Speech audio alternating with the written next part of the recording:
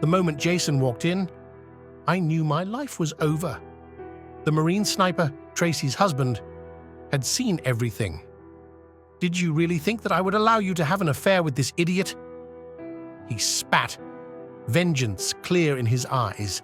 At the Christmas party, his plan unfolded perfectly. My secrets exposed, my career destroyed. Jason's revenge was swift and brutal, leaving me in ruins. This is my downfall. Enjoy watching it. Looking back, I believe it was my hubris that led to my downfall. As a rising star lawyer at Tanner, Bender & Jones, I was the new golden boy.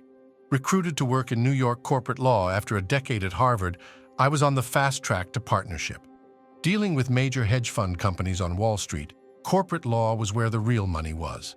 I had a loving wife, Sharon, 2 young children, and a secretary, Tracy, with whom I engaged in a secret affair on my desk. Her husband, Jason, a military man, was often away on business trips. Unbeknownst to me, Jason was on a 30-day leave and would be attending the office Christmas party that evening. Despite not knowing him, I saw this as an opportunity to assert my dominance over him. I had no valid reason for this behavior, but I couldn't resist the chance to flaunt my wealth, education, and style in comparison to him. The party was formal, and I doubted his rented tuxedo could rival my $5,000 Italian-made one. I even spoke to the security guards to ensure he wouldn't cause any trouble. I vividly recall his entrance into the ballroom. Picture Brad Pitt, only more handsome and fit. Dressed in a Marine Corps uniform that seemed tailored to perfection, he outshone all of us in our designer suits. Every woman, regardless of age, had their eyes fixed on him as he entered the room. It appeared as though he could see everything at once, acknowledging the presence of an invisible barrier. Upon shaking his hand, I couldn't help but notice his striking resemblance to Brad Pitt from afar. Up close, his appearance took on a more intimidating aura.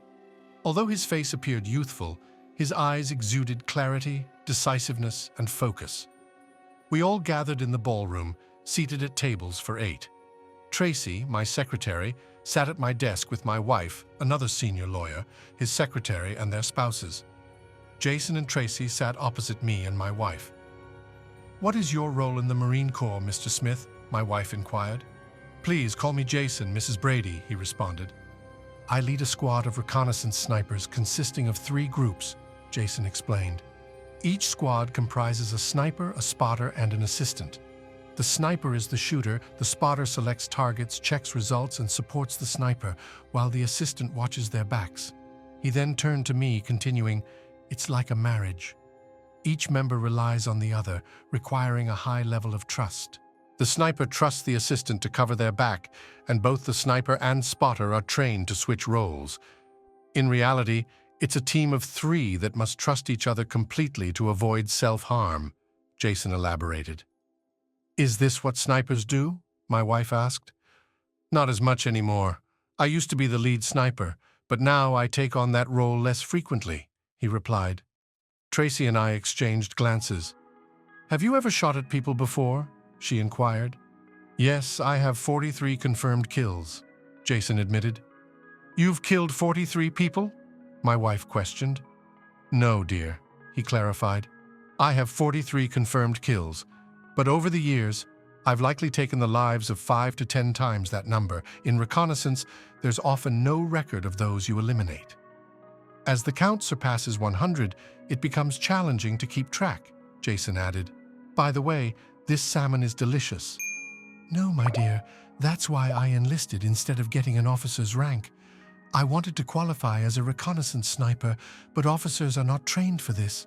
I thought that maybe I could regain control of the situation, so I entered into a conversation." "Don't you need a higher education to become an officer?" I asked him. He looked at me like I was a worm. "I have 2 diplomas in Greek classics and in Stoic philosophy. When this trip is over, I will most likely finish my doctoral dissertation and take up teaching," he said. "Indeed?" I asked him, "Where did you go to college?" "In Cambridge." "Any fool can get into Harvard, and Cambridge probably has the best classics program in the world." "Actually, teaching is not the most profitable job. Would you like to try your hand at something that brings in more money?" He looked at me again. "How much money does a person need?" In addition, my older brother seemed to be not averse to earning money and cover this part of the expenses for me.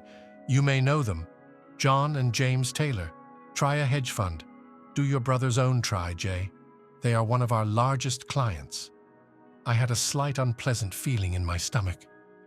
If it ever turns out that I seduced the wife of the brother of the owners of marriage, my career will be over somewhat.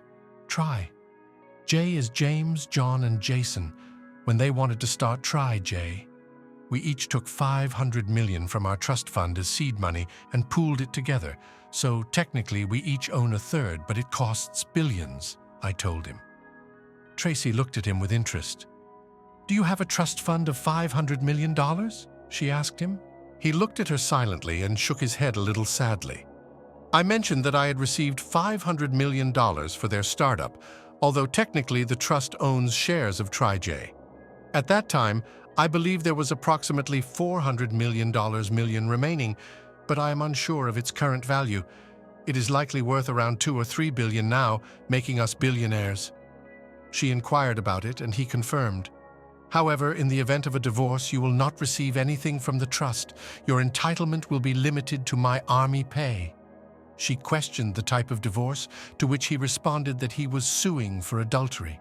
He then pointed at me, accusing me of being the person she had an affair with. Sharon and I will file for divorce next week, he declared. She denied having an affair, but he dismissed her statement. He claimed that the videos were evidence and that he had shared them with her for the divorce proceedings.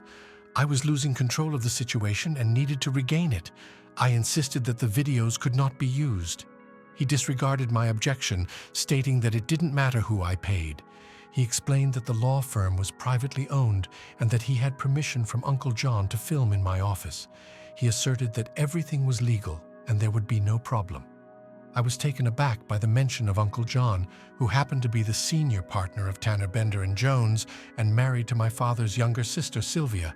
He warned me that Uncle John was displeased with my behavior during work hours and on company premises.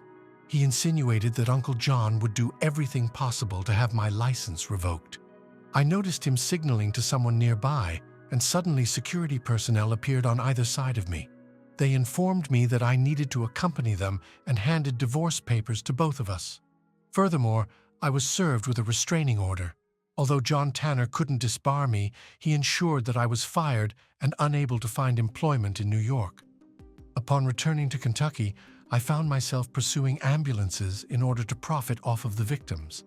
The blame for the divorce fell on Sharon, who took advantage of me. It seems Jason funded her legal team, leaving me without representation. As a result, I had to defend myself and was ultimately found guilty. Child support was determined based on my income from the past 5 years, which has significantly decreased since then. Tracy, on the other hand, chose to remain with her parents. Make sure to subscribe to our channel to safeguard your relationship from infidelity. Stay tuned for the upcoming story, as it promises to be even more captivating than this one.